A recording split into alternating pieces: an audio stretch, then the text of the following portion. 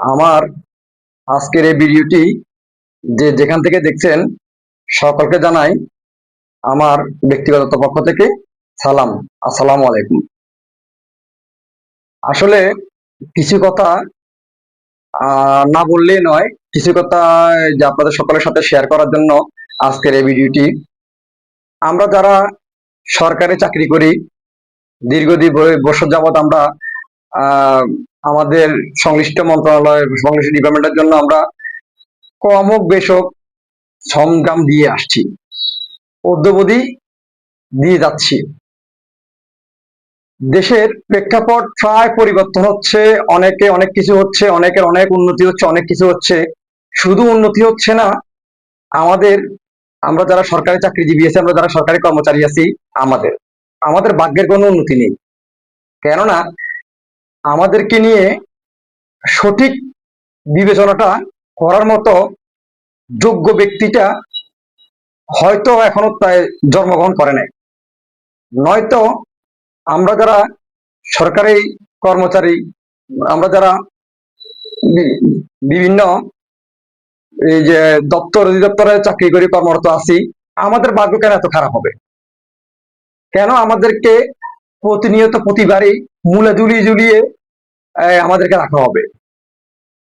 প্রত্যেকটা সরকার নির্বাচনের আগে সরকারি কর্মচারীদের জন্য এই প্রণোদনা, এইটা সেটা অনেক অজুহাত দেখায়, অনেক লোভ লালসা আমাদেরকে দেখায়, কিন্তু বাস্তবায়ন করতে গেলে দেখা যায় শুধু মূলাটা আমরা পেয়েছি। মূলও দেন, আমাদেরকে মূলার খোসাটা দেন। কেন?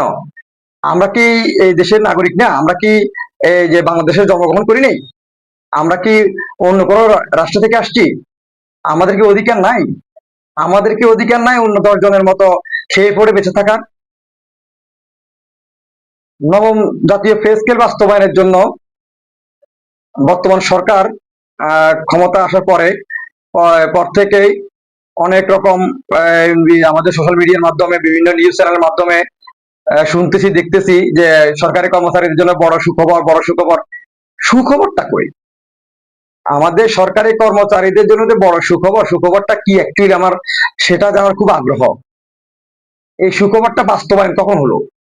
আমাদের বিভিন্ন গণমাধ্যম যে কর্মীরা, আমি ওনাদেরকে সম্মান রেখে বলছি, ওনারা আসলে আমাদেরকে অনেকটা মানে জনগণের কাছে এত পরিমাণ পচাই ফেলছে যেটা ভাষায় প্রকাশ করার মতো না।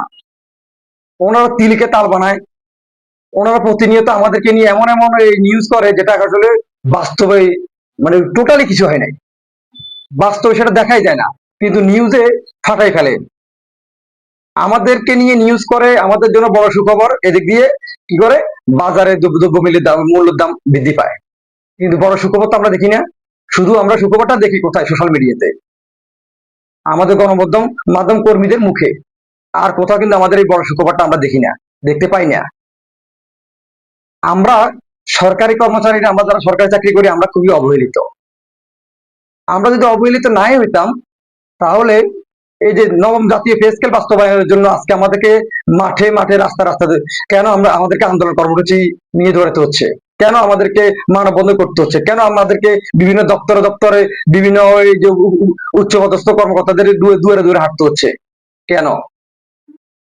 আমার তো মনে হয় আমাদেরকে মানে এদেশের নাগরিকে এর মনে করে না।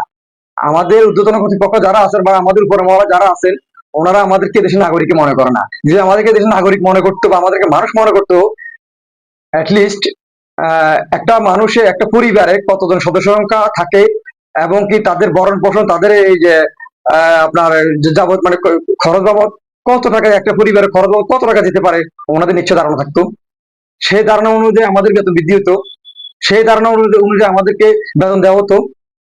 বহির্বিশ্বের কোথাও তো আমাদের মতো এই ধরনের যে অবহেলিত মনে হয় কোনো সরকারি চাকরিজীবীরা আছে বলে তো মনে হচ্ছে না।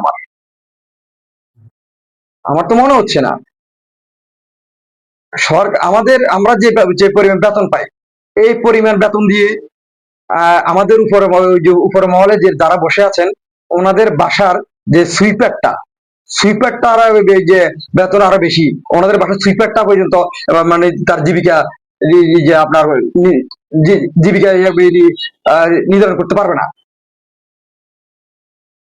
আমাদের উপর মহল নীতি নির্ধারক যারা আছেন ওনারা আসলে আমাদেরকে সবসময় এই যে আপনার মুখে আপনার এই যে এটা কি বলে আপনার মুখে কাগজ দিয়ে আমাদের মুখটা বন্ধ করে রেখেছে। আমরা সোশ্যাল মিডিয়া কিছু বলতে পারবো না, আমরা কোনো প্রতিবাদ করতে পারবো না, আমরা সোশ্যাল মিডিয়া একটা ফোর্স দিতে হলে হিসাব নিকেশ করিতে হবে। আমাদের প্রতিনিয়ত আমাদের বিরুদ্ধে কি হয়, আমাদের এগেইনস্টে একটা চিঠি জারি করে দেয় যে আমরা কিছু বলতে পারবো না, আমরা বলতে গেলে অ্যাকশন। সাম্প্রতিক তো দেখতেছি বেশ কয়েকটা দপ্তরে আপনার এই যে চাকরি থেকে চাকরিচ্যুত করা হচ্ছে বা এই ধরনের যে নানা রকম পদক্ষেপ নেওয়া হচ্ছে। আমরা যারা সরকারি চাকরি করি আমরা এতটাই অবহেলিত হয়ে গেছি যে আমাদের মত প্রকাশের স্বাধীনতা পর্যন্ত আমরা পাই না। আমরা মত প্রকাশ হই, আমরা যদি আমাদের মত প্রকাশ করি আমাদের বিরুদ্ধে ব্যবস্থা হবে। কেন আমরা আমাদের এই যে নবম জাতীয় পে স্কেল বাস্তবায়নের জন্য আজকে মাঠে নামতে হবে? আমরা কি বৈষম্যের শিকার হই না? আমরা তো মনে করছিলাম যে 5 আগস্টের পরে হয়তো দেশে সবকিছু প্রেক্ষাপট যেহেতু পরিবর্তন হবে তাহলে হয়তো আমাদের মতো অবহেলিত কর্মচারীদেরও ভাগ্যটা পরিবর্তন হবে, কিন্তু না, আমাদের ভাগ্য পরিবর্তনের জন্য আমাদেরকে রাস্তায় নামতে হচ্ছে। কেন? আমাদের দ্বারা কি সরকারের কোনো উন্নতি হচ্ছে না? কোনো উন্নয়নের কাজে আমরা কেউ অংশগ্রহণ করি না? আমরা কি সরকারকে কোনো রকম কোনো সহযোগিতা করি না? আমরা তো সরকারি চাকরি করি, আমরা তো দলমত নির্বিশেষে, আমাদের তো কোনো দল না, আমাদের সরকার যেই ক্ষমতায় আসবে আমরা তো সরকার পরিবর্তন হলে তো আমরা চাকরি ছেড়ে চলে যেতে পারবো না।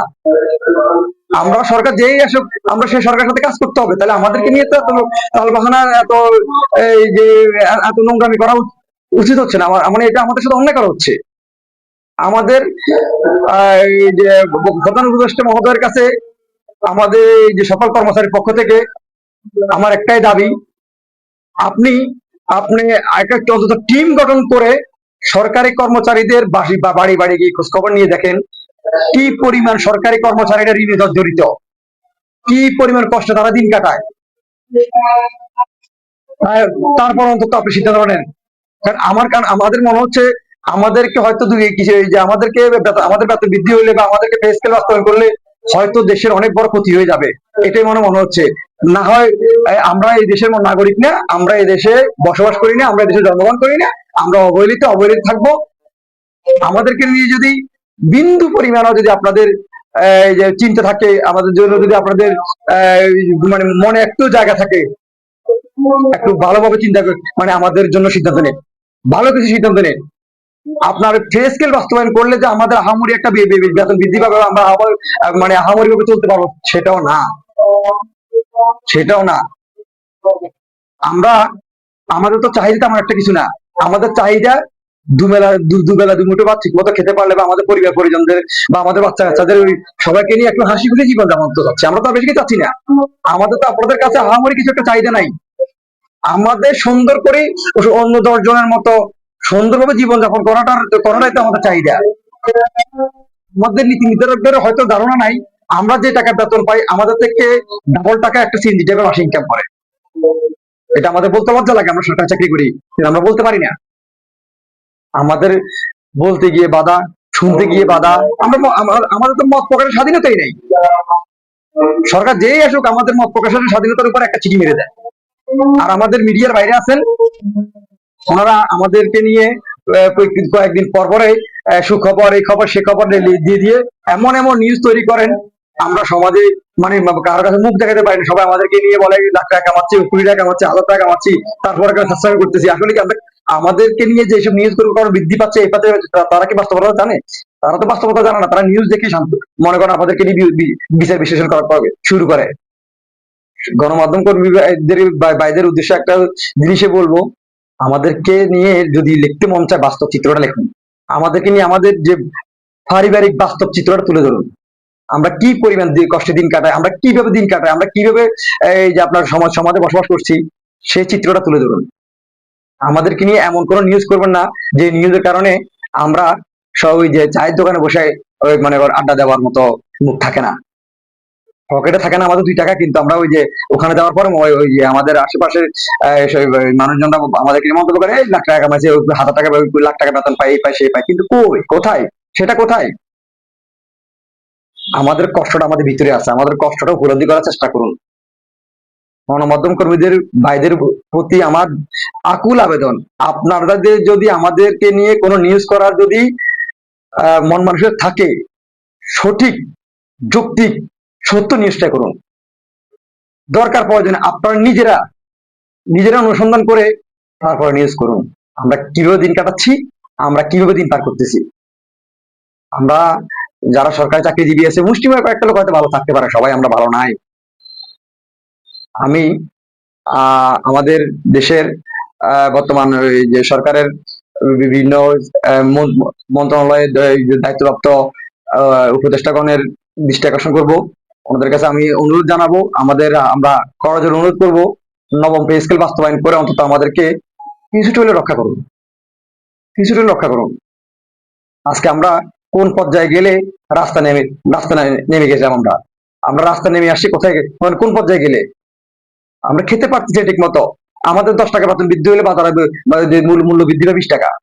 তাহলে কি হচ্ছে আমাদের সাথে? দয়া করে সঠিক বিচারটা করুন, সঠিক বিবেচনাটা করুন, নবম পে স্কেল বাস্তবায়ন করুন। আসসালামু আলাইকুম।